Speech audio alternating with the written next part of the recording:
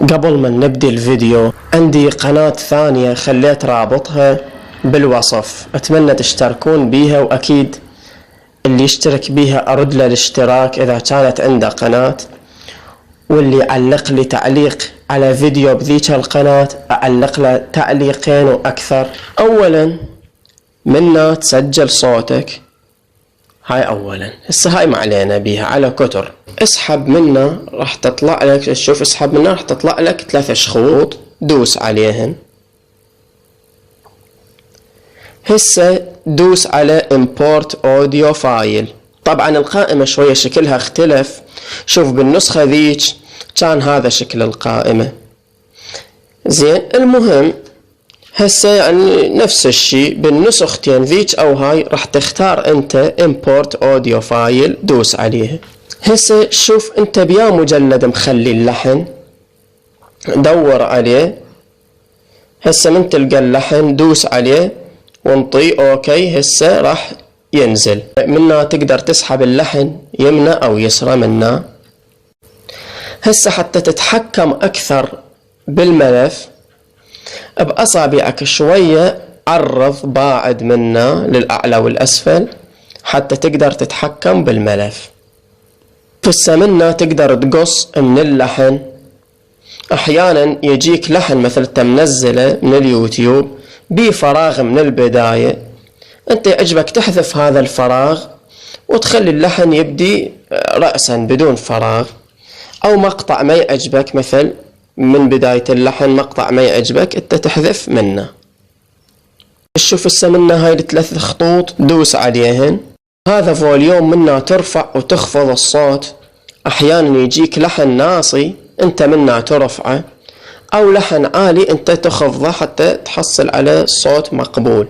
هذا منا مال ارقل انت اتركه، اغلب الاحيان هو الصوت موزون منا كالسماعتين ستيريو، فماكو داعي تغير بيه. بس اذا اجاك مثلا صوت نزلته وشفت مثل سماعة عالية وسماعة صوتها ناصي، انت منا وازن بيناتهن. هسه رد دوس على ال3 شخوط منا حتى تضيف صوتك على اللحن.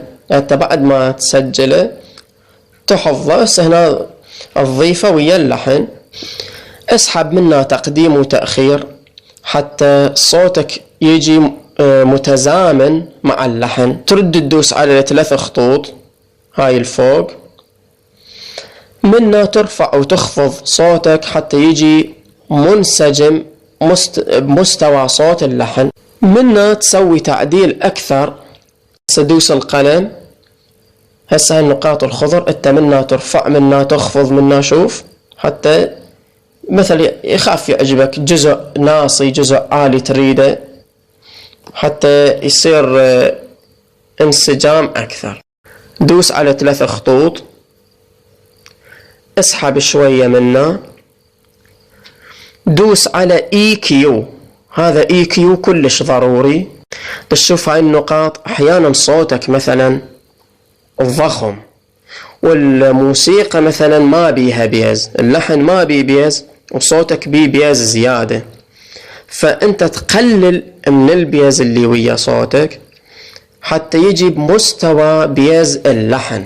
والتون ايضا ضروري حتى الحروف تبين. دوس على التأثيرات، دوس هنا، اسحب شوية لي فوق، اختار ايكو. طبعا هذا هو اهم تأثير تستخدمه مع غالبية الاغاني، خصوصا الاغاني الايقاعية والسريعة والراب، وحسب سرعة الاغنية لازم توزن سرعة الصدى. اما ريفيرب هذا يجي بالمرتبة الثانية من بعد الايكو. الايكو اهم، ذاك اللي قلنا عليه، هذا من بعده بالمرتبة الثانية. هذا تستخدمه ويا الاغاني البطيئة والهادئة والحزينة واللي ما بيها ايقاع. شوف هسه على سبيل المثال هاي الاغنية، اوصف لك ايه، هاي الاغنية بطيئة شوف وما بيها ايقاع، تستخدم لها ريفيرب.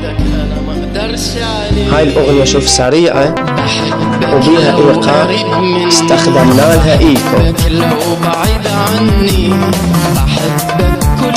الكورس، هذا الكورس هو ضروري جدا. تجيك أغنية وتحتاج إلى كورس يرددون وراك، يعني مجموعة يرددون وراك، فتحول صوتك إلى مجموعة. أما هذا التأثير فاستخدامه كلش قليل، لأن هو عبارة عن فيكة.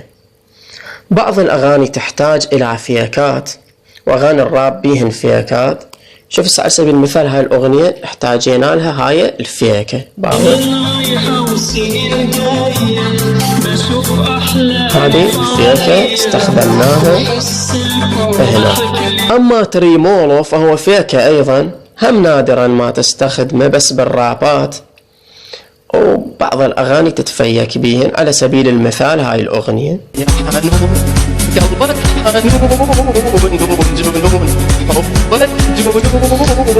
فوكالتيون، هو هم فيكة لتنغيم الصوت، بس اللي عنده حس موسيقي راح يميز ويعرف الفوكالتيون. على سبيل المثال اسمع هذا الصوت السبي فوكالتيون، الفوكالتيون. طبعا هذا تستخدمه انت باسلوب حلو بحيث يجي منسجم، يعطيك تنغيم خاص. اما كونفول فيرب هذا اللي هسه اضافوه بهاي النسخة، هذا يخليك كأنما شلون انت بقاعة او بحفلة، وتقدر منه تضيف تأثيرات تحملهن، يعطيك جو خاص. مثل ما تسمع هسه هذا الصوت بيكون فيرب. شوف هسه بعد ما تكمل دوس هنا حتى تحفظ الأغنية، ودوس على Save to MP3 وتنحفظ وتعيشون وتسلمون.